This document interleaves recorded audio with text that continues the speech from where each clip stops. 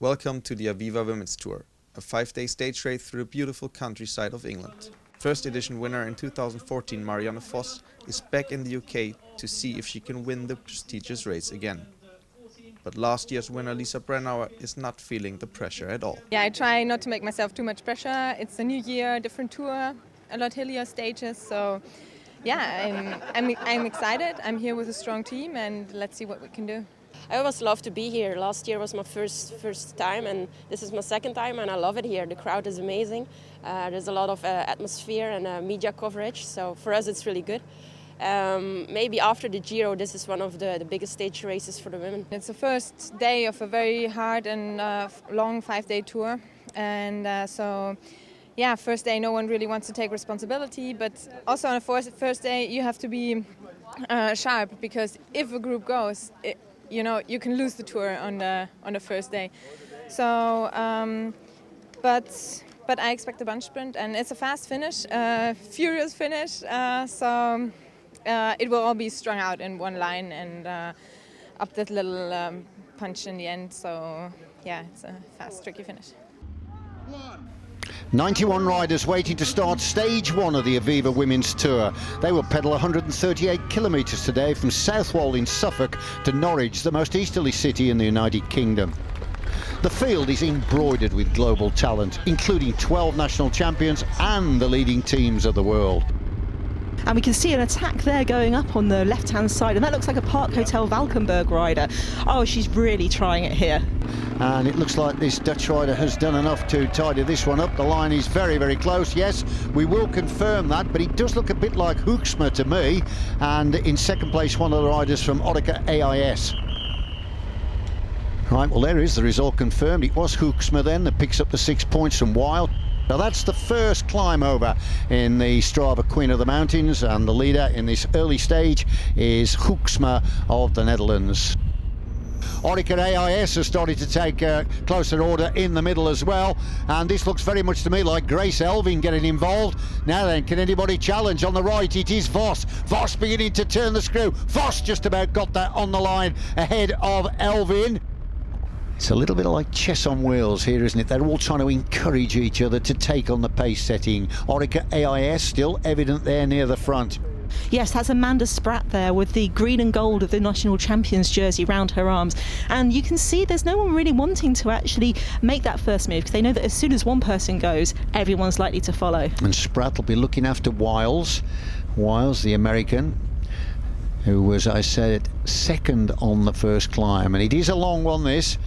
3.2 kilometres, but it doesn't lip up too steeply. But it's Orica AIS taking it on, but it's immediately passed by Hoeksma, and Hoeksma over the line. Look at that, she gives a victory salute. I can't believe it. So Hoeksma takes 6 points. Yes, but up at the front end of the race, we've got a small bunch there, and they're really going for it. That's Liv Planteur with the green helmets there. And wow, they're really taking this fast. Yeah, that is a split. It's fractured, and this little group has gone clear, and it means they're going to contest the sprint to the line. Oh, 3 in a line there. Kirchmann, the Canadian, on team Liv Planteur, looked to have snatched that one. I'll wait for the result to confirm the other 2 places. Yes, it was Kirchmann. Chantel Black got second, and Grace Elvin, who was second in the first sprint, picked up a 1 second bonus for third there. Yes, that's very good for Elvin, because we saw her go down in the crash earlier, but clearly it hasn't affected her too much. But they've eased off dramatically now. Rabo Liv are not far from the front, and we've got a rider from Great Britain right in the middle, and on the right it looks like riders are starting to prepare for an attack, and it's one of the riders from Silence Pro Cycling.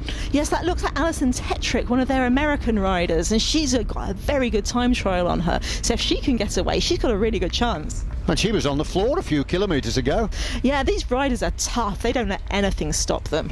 Well, she certainly hasn't. So Tetrick has got about 20 kilometres to try and stay clear. Now then, I can tell you she's a pretty handy time trialer, so once she has got herself clear and settled down to her rhythm, it may help. In front of her, the Flamme Rouge, 1 kilometre to go.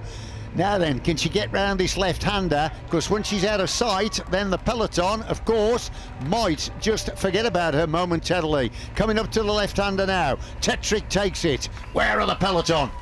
Yes, and we know back there they're going to be fighting. We saw earlier the team of Kirsten Wild, high-tech products there, waiting to push, and she's just going to be hoping that they're just looking at each other and waiting for someone to make a mistake. Well, there's the aerial shot. You can see our leader and the peloton are not in sight. And they're coming through these corners. This is so exciting. She's nearly got this. This would be the biggest win of her career if she can make it. Yes, and she knows that as well.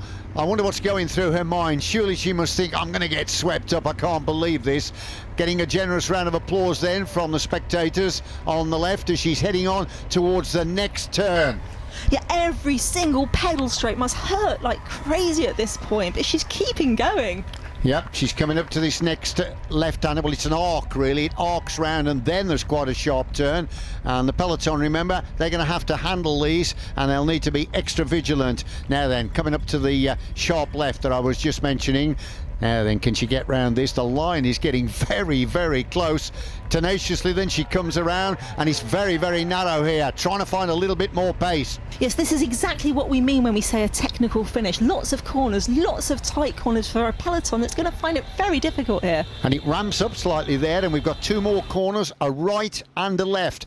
And that is all that stands between this rider, Alison Tetrick, and the win of her life. Well, 100 metres to go, and there are the peloton round the corner. And leading it out is Majuras, the Luxembourger, who is just ahead of Voss. And they've got round Tetrick, and the line comes for Majuras to take the victory from Voss, and in third place Bronzini, the Italian. Fourth over the line there was Bastianelli. But what a spirited effort there by Alison Tetrick, who nearly wrote the story of the day. It was really close at the end.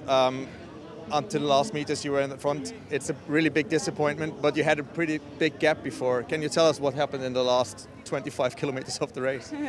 Well, I thought it was a good opportunity to attack and try to get in a break. I was solo until literally 5 feet to go, so getting past the line, still within the top 10, I don't know, somewhere in there, but super disappointing because you never want to let yourself believe you're going to win until you cross the line, and seeing that finish line so close, super disappointing, but also you have to be proud of going for it and racing your bike. Did you think before that it was even possible to get away solo because nobody really did it, and then suddenly you had like 2 minutes?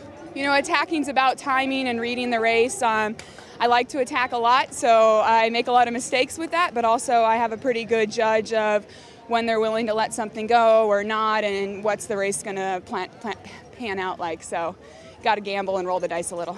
Today with the technical finish, I kind of was the protected rider, and I knew that I had to save my legs for the last 300 meters, and that's what I did. Like, the girls really did an awesome job, and I'm happy I could grab the win.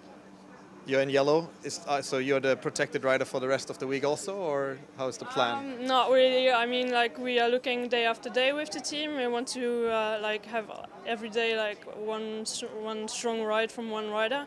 So yeah, if I can keep the jersey, obviously I will do everything for it. But yeah, the main goal from the team is really to look day after day, and today it worked. So I hope the next days will be the same.